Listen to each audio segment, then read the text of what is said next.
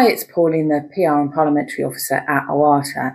Just wanted to show you these two reports, just in case you've never seen them or you haven't seen them recently.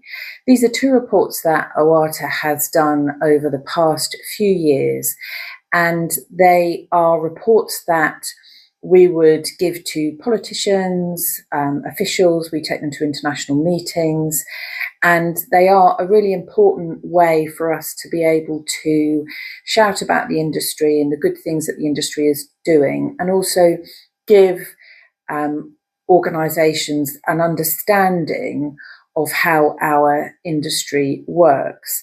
So I just wanted to show you this one first. This is the our wild caught fish report. Now, this was actually done about 10 years ago, and you can see that because we've got a foreword from our previous Chief Executive, Keith Davenport. And actually it was Keith's idea to invest in this because he wanted to show the positive benefits that wild collected fish have. And that wasn't really being spoken about in any great depth in the past. So he invested in a piece of research with the Durrell Institute for Conservation and Ecology, which you can find on our website. And out of that, we produced this report, which basically tries to tell the story about how fish are collected in the wild and then reach the UK. So you can see here we've got this map of where wild collected fish are taken, and you can largely see they are Southern Hemisphere countries. We wanted to illustrate that this is an artisanal industry, so they are largely caught by hand. It's not a big sort of industrial industry catching wild collected fish for the home aquarium industry. We wanted to show how fish actually journey from where they're caught into home aquariums. And most importantly here, show the level of regulation and laws that there are across that journey. Another important point about this report as well was trying to get politicians and officials and organisations to understand that if you don't have the ability to sell live fish into the home aquarium industry, what else are these countries going to do? You know, this is a way of being able to make a sustainable livelihood from the natural resources that are on your doorstep. And if you don't do that, what else might you do? And in fact, might that be worse? So this has proved to be a really, really important report, and we are still using it 10 years later. So it was a great investment by OATA to do the work for that. So our second report that we use a lot is our Fishing for Facts report.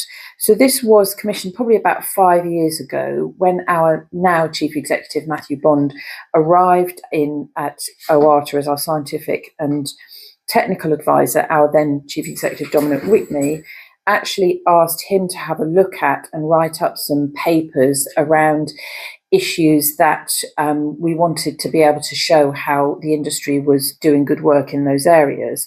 So this report really, as it says, it's an introduction to the UK ornamental fish trade. Both of these reports largely focus on fish because that is the largest part of the industry. So we looked at the fish that are kept as pets, you know, what the industry is worth, again, where fish come from and their journey, and so regulation that's covered. And then Matt had a look at 4 areas: animal welfare, health risks and biosecurity, sustainable sourcing, and ecological and societal benefits. And actually, if you look further on in the paper, this report, you will see his full reports that he actually wrote with all of the references as well. And so what we wanted to do was tackle each of these issues and show what the industry is actually doing about these sorts of things. So again, this is another report that is regularly handed out. We're still handing this out to politicians and officials. We take it to international meetings.